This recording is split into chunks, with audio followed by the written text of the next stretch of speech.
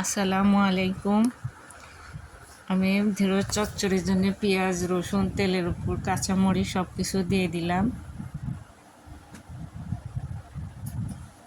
এই তো এটা একটু নেড়ে লাল লাল করে নেব।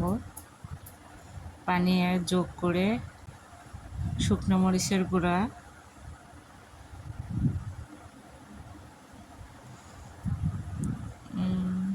হলুদের গুঁড়া,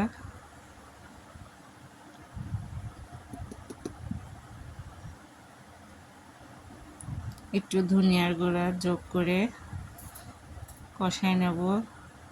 সুন্দরভাবে কষায় তেলটা উপরে চলে আসলে আমি কিছু আলু যোগ করব। এটা বাচ্চাদের খুব প্রিয়।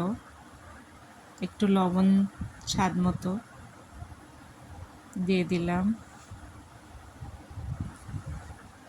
একটু কষায় নেব সুন্দরভাবে।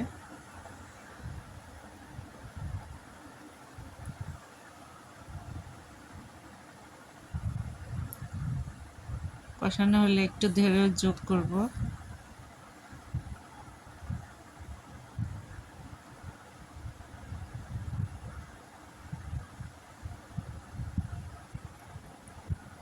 এই তো ঢেঁড়স দিচ্ছি। ঢেঁড়স দেওয়াটা আমার শেষ। একটু সুন্দরভাবে নেড়ে চেড়ে কষায় নেব। ঢাকনা দিয়ে হালকা ঢেকে দেব। এই তো ঢাকনা তুলে নেড়ে দেব।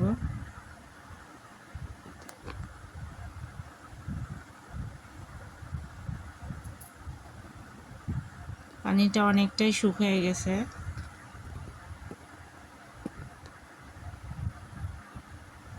এটা ছিল ঢেঁড়সের ভিতর থেকে যে পানিটা থাকে সেটা এতক্ষণ শুকালাম। এবার পানি যোগ করব।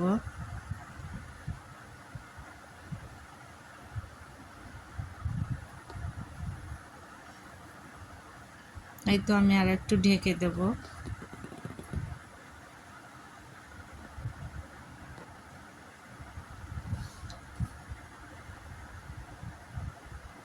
একটু ঝোল শুকা পর্যন্ত অপেক্ষা করব।